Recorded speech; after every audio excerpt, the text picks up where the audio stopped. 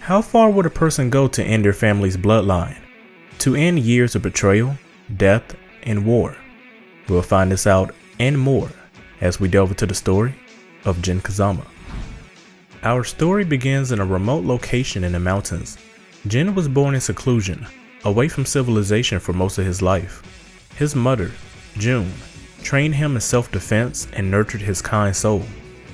One day, June sensed a great evil approaching. She warned Jin that if anything was to happen to her, that he should go to his grandfather. Her premonition was right. That fateful night changed Jin's life from that point forward. An ancient beast, Ogre, attacked their residence and presumably killed his mother. He barely survived. As he escaped the flames, something became triggered within him. It was the first time that he had felt such a pain.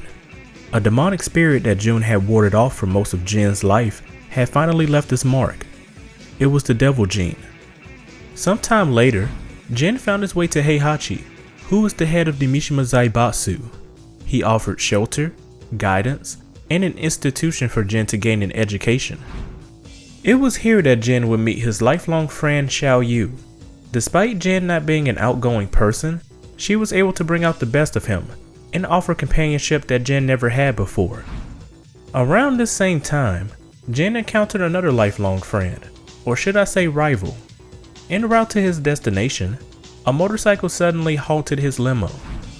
In pursuit of a hefty payday, Harang demanded for a fight. There was little opposition on Jin's side as he offered the fight that he wanted. In the end, Harang was only able to make out a draw, leaving him devastated as Jin was the first and only person to ruin his record. Despite adjusting to his new life, he couldn't help but to think about what all he had lost. His mom, his home, everything, all to a beast. There was a level of emptiness within him. However, all of this would change when Heihachi announced the third King of Iron Fist tournament. Despite someone having come before him and defeated Ogre prior, Jin took on the monster's strongest form, True Ogre. Despite the nearly overwhelming challenge, Jin still came out on top.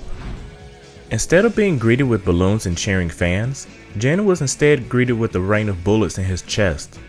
As he reached out for help, Heihachi planted the last bullet in his head. Heihachi suspected that Jin had the devil gene, just like his father, Kazuya. With the aid of the Tekken Force, Heihachi schemed to kill Jin and prevent the devil from ever surfacing. However, that's exactly what happened. Jin was not dead. In fact, the devil gene within him had awakened. Jin made swift work of the soldiers before tackling Heihachi out of the temple and flying off into the night.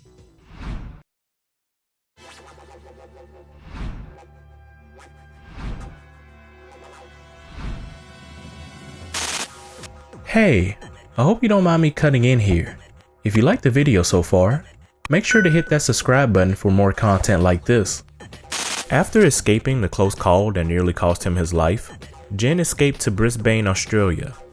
This was the first time that he truly felt alone. Jin didn't have any family to rely on, his mother was dead, and his grandfather nearly killed him. Whereas most people would have given up on themselves, he endured the harsh conditions and made himself productive. He learned a new fighting style. Nestled between the large buildings of the city was an unsuspecting dojo. Jin trained under the guidance of a master. Being a respectful, determined, and passionate fighter, he was no doubt accepted for his admirable qualities. Abandoning the Mishima style of karate, Jin adapted to a more traditional style. Like the taste of venom, anything that involved his family and bloodline disgusted him. Not only did he want to sever any and all ties to his family, but he also sought to end his family's bloodline, once and for all. Jin entered the 4th King of Iron Fist tournament. Putting his fighting principles to work, he advanced into the higher portion of the bracket. Eventually, he was due to meet with his father in the upcoming match. Somewhere along the way, he met with Harang. After being challenged and losing to his rival, a group of soldiers appeared to arrest Harang. Without hesitation, Jin knocked out several soldiers as a way of repaying his debt from 2 years prior.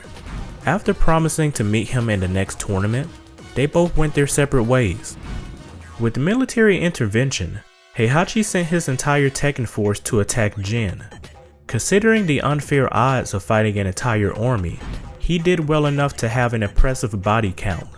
This was until the soldiers overwhelmed him with dozens of tranquilizers to knock him unconscious.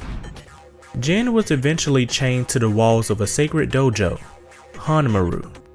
During this time, Jin was tormented by visions of his father trying to provoke the devil Jin. As he regained consciousness, he escaped the chains bound to his arms and finally came face to face with Kazuya. It was a long time coming. After defeating Kazuya, Jin came face to face with Heihachi once more. This was his first time seeing Heihachi in the last 2 years. This was the very same man who shot him with the intent of taking his life. With a violent thrust, Jin pushed Heihachi to the floor. He had a change of heart. Before departing the same way as he did before, he told Heihachi to thank his mother for not taking his life. It was at that moment that Heihachi learned the name and peaceful nature of Jin Kazama.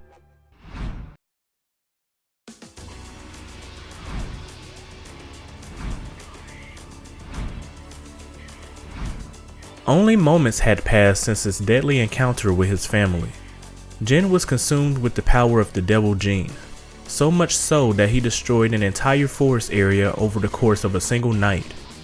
Awakened by an unknown voice, Jin looks around the area, devastated. He knew that he was the one who did it. Nightmares plagued him. He knew that he wouldn't be able to hold out much longer if the devil Jin kept eating at him. From then on, Jin went on a journey, and eventually entered the 5th King of Iron Fist tournament.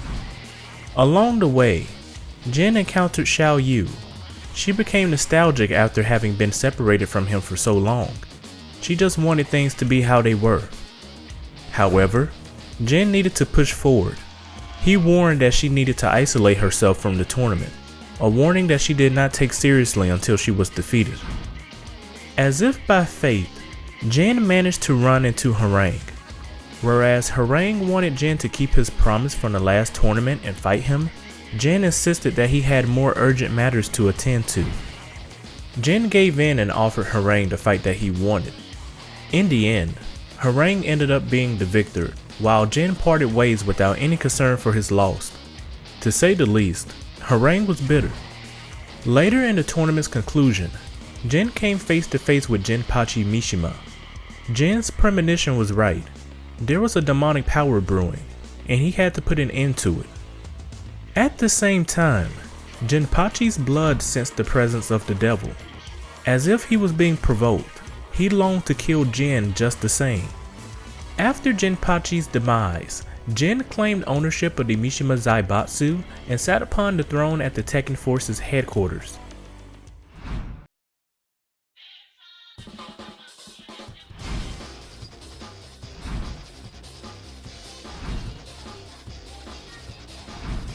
After freeing Jinpachi of his curse, Jin took ownership of the Mishima Zaibatsu. The risk of harming more people with his uncontrollable transformations overwhelmed him. He sought for a way to free himself of the devil Jin, even at the cost of his own life. Prior to the events of the story, a voice reached out to Jin. It was the voice of a beast, demanding him to cause havoc so that the world would be engulfed in negative energy. Jin could feel the monster's power. Upon further investigation with the help of his Tekken force, Jin discovered the ruins where Azazel lied dormant. This was his opportunity to rid himself of the devil Jin, once and for all. With a beast as powerful as him, it would be his only chance to save the world from himself. Abiding by the monster's will, Jin optimized the Tekken force for war. Across every nation, Jin began a cycle of war, blood, and death. There were many victims. As if things couldn't get any worse, Kazuya engaged G Corporation in battle against the Mishima Zaibatsu, posing as the hero to the public. After all, Kazuya couldn't allow for Jin to take over the world. That was his ambition. Jin and Kazuya were the final pieces to the puzzle that Azazel needed for resurrection. To contribute to the cause, Jin launched the 6th King of Iron Fist tournament. With several dozen fighters ready to compete, that was sure to amplify the negative energy. Around this time, Jin recruited the likes of Nina and Eddie for his special task force. In Eddie's case, he approached Jin with a plea after failing to win the last tournament for his master's treatment. As informed by medical experts, the technology from the Mishima Zaibatsu may be able to save his life. As Jin arrived to the ruins, he was greeted by a woman named Zafina. She offered a warning. Although she made valid points, her efforts were in vain. In Jin's final moments of consciousness, he explains his plans to Lars Anderson, a former Tekken Force member seeking an end to the war. With partial control of his demonic powers, he charged at the monster and attempted to sacrifice himself. However, he is found unconscious by Raven and the United Nations.